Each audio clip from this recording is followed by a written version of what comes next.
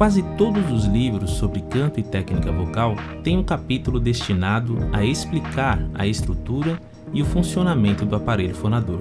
Este é um pouco diferente. Normalmente, sob o título Fisiologia da Voz, estuda-se apenas um dos componentes do instrumento vocal, o componente vibratório, qual seja a laringe. O instrumento vocal, no entanto, é formado pelo conjunto do corpo humano. E é a partir dessa ideia que este livro foi escrito. Didaticamente, este instrumento vocal, corpo humano, pode ser subdividido em componentes respiratório, ressoador, articulador e vibratório. Mas tal subdivisão é meramente uma proposta com fins pedagógicos, pois na realidade, o corpo humano não tem constituição anatômica destinada especialmente ao processo fonatório. Este processo fonatório se apresenta como uma função em acréscimo às funções vitais de outros órgãos ou partes do corpo. A voz resulta de uma utilização cultural e aprendida de recursos do corpo humano, os quais têm como mais imediatas outras exigências. Este livro não se detém a pormenorizar tais conteúdos, porque há publicações suficientes em quantidade e qualidade, especialmente entre as produzidas na área médica. Importa aqui apresentar uma releitura desses dados sob o enfoque musical. A voz é o resultado sonoro de um instrumento que exige cuidados. Antes de tudo, uma voz só é boa se provém de um organismo sadio.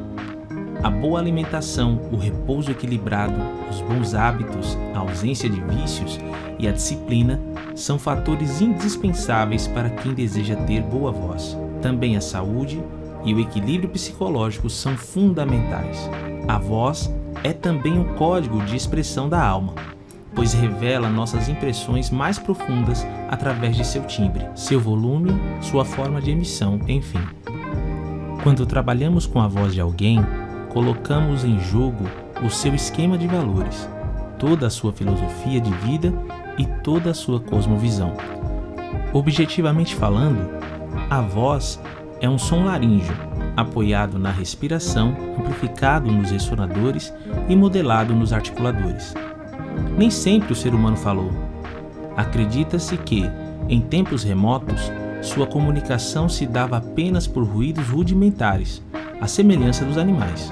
Mas a civilização foi se desenvolvendo pela evolução da inteligência e com ela foram se tornando mais específicas as exigências de comunicação. Isso afetou a voz, pois o ser humano logo se apercebeu que poderia transformar aqueles ruídos primitivos em precioso fator de comunicação. A comunicação é, portanto, o compromisso maior do processo fonatório. A técnica deve ser posta a serviço dela. Muitas vezes, o cantor apresenta postura, respiração, articulação e ressonância corretas. No entanto, canta como se estivesse anestesiado, apático, absolutamente indiferente e distante do que está fazendo.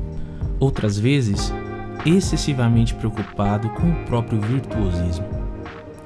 Isso acaba por prejudicar-lhe a voz, pois o esforço é muito e o rendimento é pouco. A comunicação expressiva faz parte do perfeito mecanismo vocal. Saber o que está falando ou cantando, dar um sentido específico a cada momento da emissão, envolver-se emocionalmente e afetivamente e não só com a técnica. Para isso, é necessário que a pessoa perceba que a pontuação gramatical não está exatamente da maneira obrigatória junto à pontuação expressiva, que as entrelinhas muitas vezes falam mais do que as linhas, que o derradeiro diz muito mais do que todas as regras juntas. A construção de cada pessoa tem suas próprias particularidades e determina suas características vocais. Essas características não podem ser fabricadas por nenhum professor, nem mesmo pelo próprio aluno em si mesmo, pois são elementos inerentes à sua estrutura vital. No entanto, podem ser pesquisadas, descobertas e exploradas até o seu ponto mais belo e produtivo. O cantor precisa percorrer todos os caminhos do som dentro de si. Há ocasiões em que é até didaticamente interessante saber como seu corpo se comporta durante o erro. Qual é, enfim, a sensação do erro para poder compará-la com a do acerto. Cantar bem pressupõe conhecer a si mesmo diante das mais variadas e surpreendentes situações. Esse autoconhecimento possibilita que o cantor espere e exija de sua voz exatamente aquilo que ela pode lhe dar. Inclui também autoaceitação, posta em xeque pela aceitação de suas próprias condições vocais. Mas o mais interessante em todo esse processo é descobrir que condição vocal inclui tanto o material vocal original, condições inerentes às características de constituição e estrutura de seu próprio instrumento vocal, quanto o produto do trabalho realizado sobre tal material. Adequação de métodos de ensino, tempo e condições de exercícios, sofisticação das performances esperadas e recursos oferecidos para o desenvolvimento do virtuosismo. Todo o processo fonatório culmina na execução de um repertório, o qual não precisa se limitar a um ou outro estilo. Na realidade, ao interpretar uma obra, o intérprete se transforma numa personagem. A versatilidade em interpretar muitas e variadas personagens atesta sua competência no palco.